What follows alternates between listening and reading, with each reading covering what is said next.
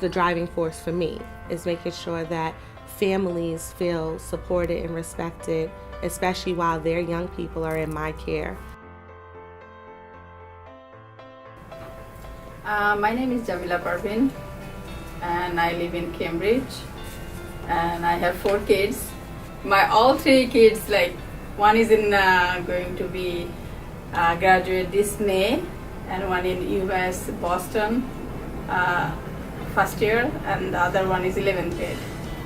So all my 3 kids are in workforce, and they're doing amazing. And Ayesha, she's like, I am at home like a mom, and she's here like a big sister.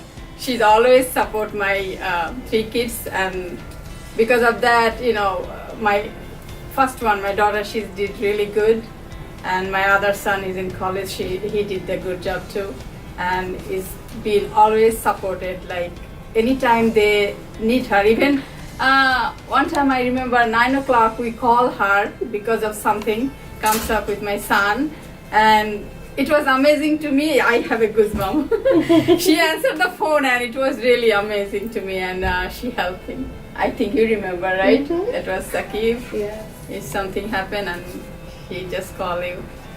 So yeah, it's like a family, and she's like a big sister to my kids. So I'm really happy.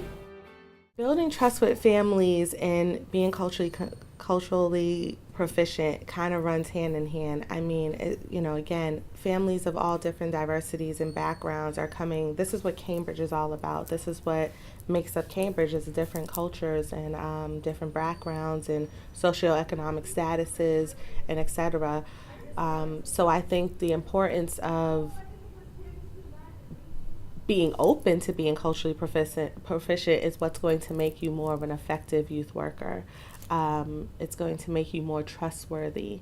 How do you learn more about different cultures? And you talk to the young person that you're working with and learn more about their culture through that process. What do you do on the weekends? What do you do when you go home in the afternoons? What does dinner look like for you? It's all of those pieces that allows you to just learn more about the family and their culture through the young person, but through the parents as well. A lot of us are of Caribbean descent, and Ayesha is Jamaican, so I think that helps a lot in her relationship that she's built with us and our families, because when we talk to her, like we've said, that she is the person to go to for advice, but when we talk to her, it's not just like input and no output. Like she'll be able to relate to us on a more personal level because she knows what it's like having grown up in a family with Caribbean parents and whatnot. So, my name is Valerie Wilson.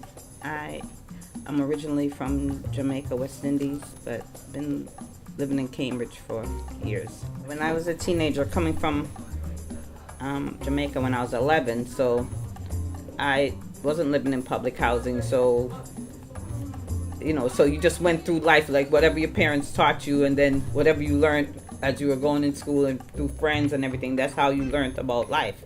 It wasn't any organization or any office that was telling you, oh yeah, this is what you're gonna go through in life, so this is how you're supposed to, this is your path and how you're supposed to go through it. A friend came to visit one time, and so she took Ayesha to the store. It was like a bodega type of thing, and they was all, Ayesha, hi Ayesha, hi, this and that.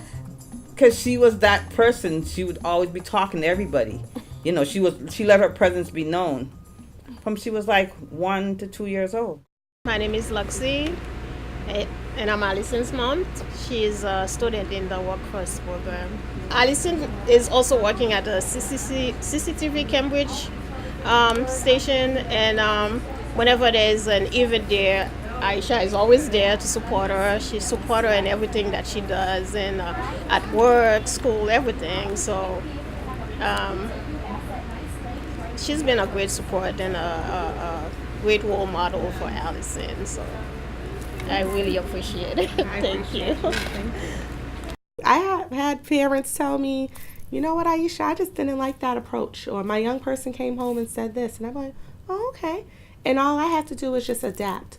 right? Because not my approach may not work for everybody, and you have to think about that. So again, I think having those positive relationships with parents, it allows them to, keep you in line in a way, what am I trying to say? I think in a genuine way, right? Like there's no like fakeness to it, but it really just puts them in a place where they know they matter and they count, and I value their opinions. My name is Zahara. So I have two children in workforce, Liftu and Camille, and they started workforce when they were 8th grade. So I'm very comfortable with Ayesha. My daughter, she's in college, even though she comes still high school. Yeah, she was just here 2 days ago. Yes, yeah. It doesn't matter who is in front of me. I'm just going to take that extra time and initiative to show them that they matter and show that I care about their culture and community by doing a little bit of what I can. The Ethiopian, Eritrean families. I think also being Jamaican, Haile Selassie is somebody that my mom often would have pictures of at home, and I started to learn some of their words from the students, and so when their parents would come in, I could, and or their greetings in terms of how they hug. To greet. And so when parents would come in, I would greet them in their, in their native greeting, and they would be shocked, and they would love it. And I just started to do that even more.